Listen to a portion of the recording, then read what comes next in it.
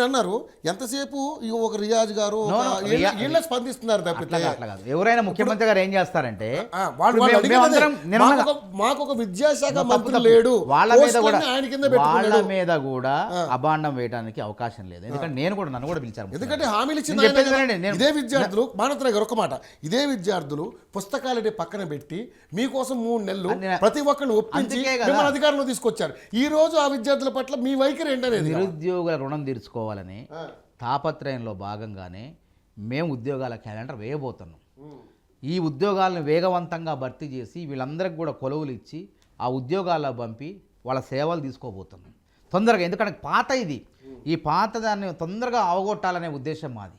అవగొడితే కొత్తగా మేము వచ్చిన తర్వాత ఇచ్చే ఉద్యోగాలు మా లక్ష్యాలన్నీ కూడా వాళ్ళ కళ్ళ ముందు ఉంచి ఇప్పుడు ఏ నోర్లు అయితే తిడుతున్నాయో వాళ్ళే అభినందిస్తారు మమ్మల్ని. ఇప్పుడు జీవితం చివరి అంచున 40 సంవత్సరాలు దాటుతున్న వాళ్ళు బాధపడిన దాంట్లో అర్థం ఉంది.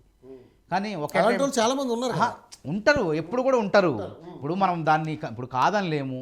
ఇప్పుడు చివరి అటెంప్ట్లో కూడా సివిల్స్ రాకపోవచ్చు. మనం ఏం చేద్దాం, ఆడకూతులు ఏడుస్తున్నారు, వాళ్ళ బాధను అర్థం చేసుకో. ముఖ్యమంత్రి గారు ముఖ్యమంత్రి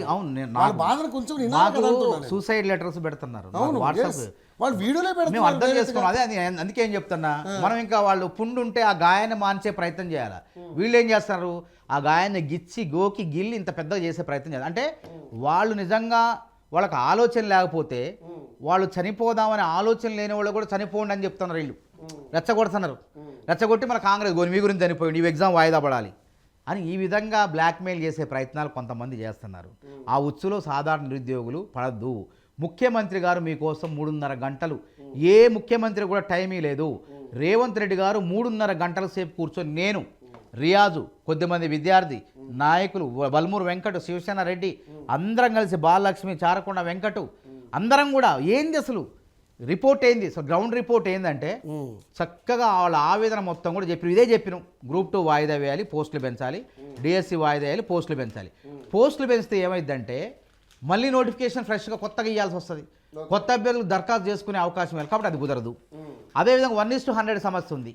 1:100 సమస్య మీద కూడా నేను ఆ రోజు ఆంధ్రజ్యోతి పేపర్లో ఎడిటోరియల్ బోర్డులో కూలంకుషంగా అన్ని వివరంగా రాసిన. ఆ రోజు 1:100 ఏంటంటే నోటిఫికేషన్లోనే ముందే మెన్షన్ చేయాలి, పేర్కొనాలి. అది మేము 1:100 మెయిన్స్కి పిలుస్తామని చెప్పాలి.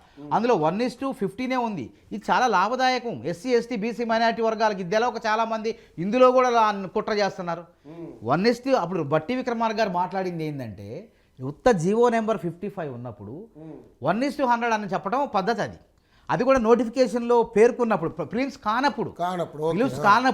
ఇప్పుడు తీరా ప్రిలిమ్స్ అయిన తర్వాత జీవో నెంబర్ 29 అంటే ఇప్పుడు బీసీ ఉందండి, బీసీ నుంచి ఒక 50 మంది, ఎస్సీ నుంచి 50 మంది, ఎస్టీ నుంచి 50 మంది, ఇట్లా 50 చొప్పున పిలుస్తారు. ర్యాండమ్గా పిలవరు, వర్గాల వారిగా అన్ని వర్గాల వారికి అవకాశం ఇచ్చే విధంగా మెయిన్స్కి పిలుస్తారు. అంటే 30,000 మంది వస్తారు. ఇప్పుడు 1:100 తీసుకుంటే 60,000 మంది వస్తారు. కానీ మనం ఎగ్జామ్ అయిపోయిన తర్వాత ఈ డిమాండ్ తీసుకొస్తే, ఎగ్జామ్ కాకముందు ఈ డిమాండ్ తీసుకొచ్చినట్లయితే టీఎస్పీఎస్సీకి విచక్షణ అధికారం ఉంది, చైర్మన్కి. వాళ్ళకి నిర్ణయం తీసుకొని 1:100 పెట్టేవాళ్ళే. ఒకవేళ ఇప్పుడు వీళ్ళ డిమాండ్ చేశారని మనం పెట్టామనుకోండి, ఈ 30,000 మందిలో పడనోడు ఉంటాడు ఎవడో ఒకడు, లేకపోతే ఈ అశోక్ లాంటోడో, ఈ జడ్సన్ లాంటోడో, లేకపోతే కేటీఆర్ ఎవరో కోర్టుకు పంపిస్తారు.